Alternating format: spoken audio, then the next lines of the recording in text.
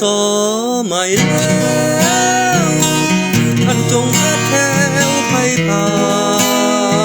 นสมดังหวังทุกประการสุขสมลา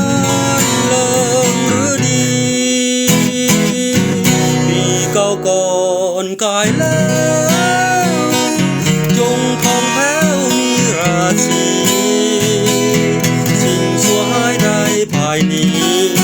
ยิ่งลงหน้าที่หายลับไปอายุวันนังสุขังพาลังยั่งยืนยิ่งใหญ่หน้าที่การงานรุ่งเรืองสดใสทำนาค้าขายร่ำรวยมั่งมีวันปีใหม่แล้วนะส่งหลั่งไหลมาชาบีหากคงมันยับลันนายนี้หากบ่ทันมีปีนี้สมหวัง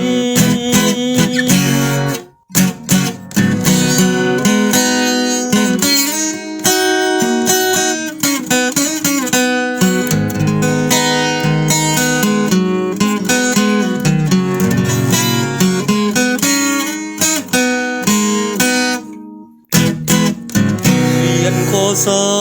ใหม่แล้วท่านจงพัดแถวไพ่ผ่า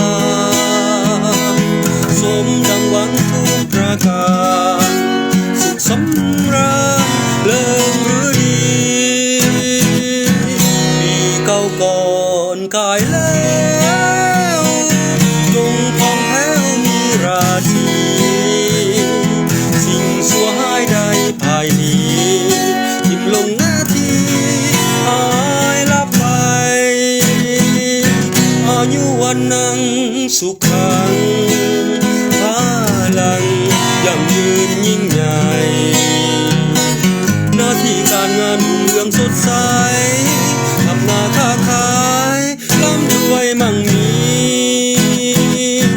วันปีใหม่แล้วนะโชคหลั่งไหลมาชาบีหากคงมันยับลันนายนี้หากบ่ทันมีปีนี้สมหวัง